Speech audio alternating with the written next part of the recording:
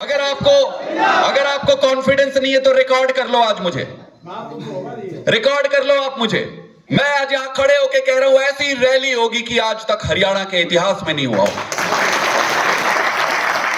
और यही नहीं, सीएम हरियाणा आम आदमी पार्टी का होगा, ये मेरा पक्का शपथ है।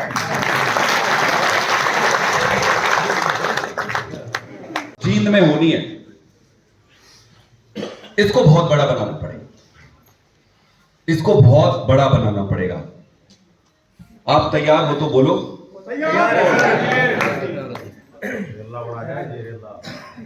रेला बना देंगे। वो पदाधिकारियों के कभी शपथ ग्रहण के छोटे से समारोह होते, तो छोटी छोटी पदाधिकारियों की मीटिंग हुई है। हमने सभा अभी तक नहीं की है, रैली अभी तक नहीं की है। ये हमारी पहली रैली होगी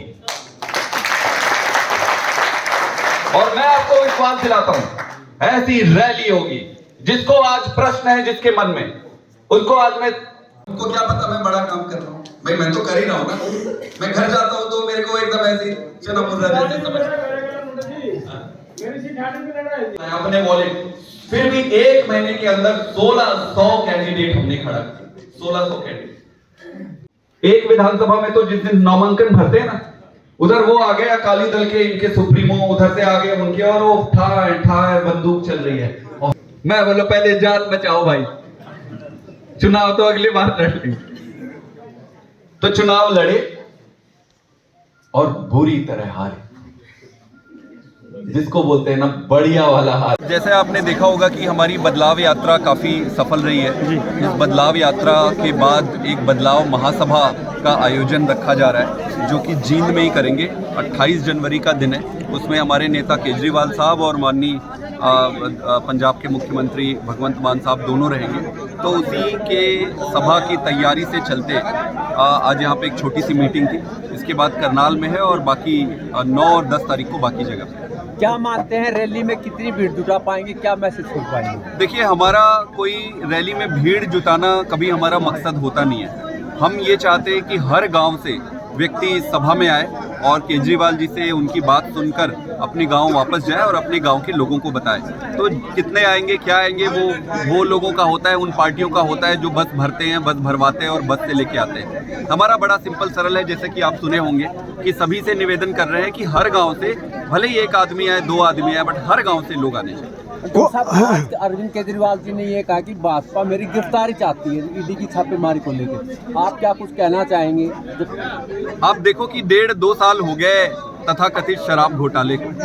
इस घोटाले में आज तक ना 1 रुपए की बरामदगी हुई, ना एक कोई सबूत मिले। बिना सबूत के पीएमएलए कानून होता है जिसके तहत सभी नेताओं को इन्होंने जेल में भरा हुआ है। और इतने दिन तक केजरीवाल जी को ये नहीं बुला रहे थे। अगर इनके पास इनको जांच करनी होती तो केजरीवाल जी से बुला लिए होते। जैसे सीबीआई ने 8 महीने पहले बुलाया था बातचीत के लिए, पूछने के लिए, उत्तर दे दिए थे उनके जो पूछे। ईडी ने आज तक नहीं बुलाया 2 साल में।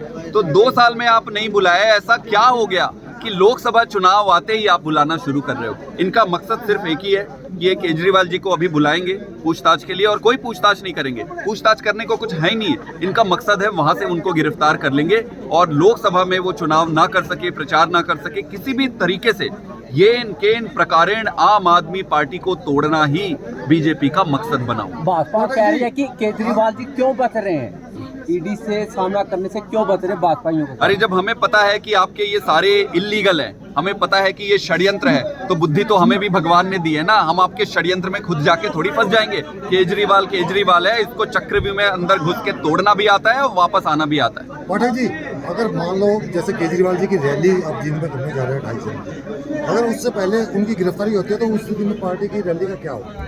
पार्टी की रैली होगी, कोई नहीं होगा, कुछ नहीं होगा, कोई गिरफ्तारी अभी हो। ये कोशिश तो कर रहे हैं। ये इल्लीगल जो सम्मन देते हैं, उस संबंध में सीधे सीधे पूछा जाता है कि भाई आप किस कारण संबंध बुला रहे हो। कुछ तो भी आधार होना चाहिए कि आप कोई आरोप है तो आप बताओ, या फिर आप गवाह बनाना चाह रहे हो तो बताओ। पूरा इल्लीगल है, उस इल्लीगल का लीगल तरीके से जवाब दे रहे और रैली सफल होगी। केजरीवाल जी आएंगे और मान साहब आएंगे। किस तरह का बदलाव हुआ हरियाणा के 2024 में? किस तरह का बदलाव हुआ चुनाव के बाद? जी, किस तरह का बदलाव मैं इतना ही कहना चाहता हूं कि आज अभी कोई क्राइम डिपार्टमेंट की तरफ से कुछ रिपोर्ट्स आए वो रिपोर्ट ये कहती है कि हरियाणा पूरे देश में दूसरे नंबर का सबसे असुरक्षित राज्य बन गया है।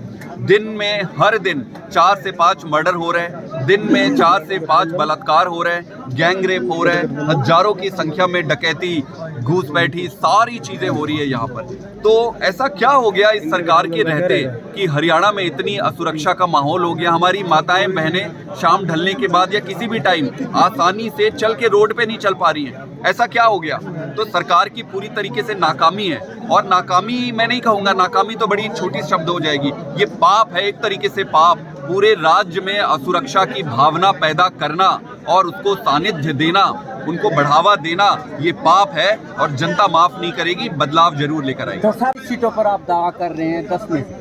सर अब ये तो इनकी जब मीटिंग होगी गठबंधन की तभी तय होगा, और मुझे लग रहा है अगले 1-2 दिन में मीटिंग शुरू होने वाली है, तो उसमें तय हो जाएगा। ये आपको क्या लगता है कितनी मिलनी चाहिए 10 में से? आप कहाँ 5 पे, 4 पे, 3 पे, कहाँ क्या? देखो आज हमें ये लगता है कि लोकसभा चुनाव के लिए आज हम इम्पोर्टेंट नहीं है, कांग्रेस इम्पोर्टेंट नहीं है, आम आदमी पार्टी इम्पोर्टेंट नहीं है, कोई पार्टी इम्पोर्टेंट, देश इम्पोर्टेंट है। देश को बचाने के लिए, देश में कानून व्यवस्था को बचाने के लिए जो कुछ करना पड़ेगा हम अपने तरफ से सारी मदद करेंगे।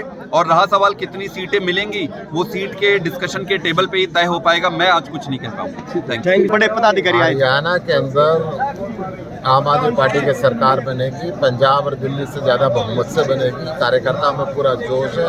आज कार्यकर्ताओं के संदीप पाठक जी ने मीटिंग ली है और अरविंद केजरीवाल जी भी 28 जनवरी को हरियाणा में आएंगे। क्या लेने आ रहे हैं 28 तारीख को जींद में? जींद में बदलाव लेने के किस तरह का बदलाव करेंगे? हरियाणा की शिक्षा में बदलाव, चिकित्सा में बदलाव, रोजगार में बदलाव, भ्रष्टाचार में बदलाव। कल गुमनाम चिट्ठी 500 लड़कियों ने दी है चौधरी देवलाल यूनिवर्सिटी के प्रोफेसर के विषय में। जींद के अंदर ये घटनाएं होती रही, अब स्कूल और कॉलेजों में ये घटनाएं होने लगी हरियाणा के अंदर। इससे ज्यादा अपराध क्या होगा? प्रधान जी आपको छोड़कर जाने लगे हैं लोग, कैसे विस्तार बढ़ेगा 2024 में? जब एक रेल यात्रा की चलती है ना, बदलाव की रेल, बदलाव की रेल में लाखों लोग चढ़ते हैं, 1-2 लोग उतर जाए फर्क नहीं पड़ता उससे।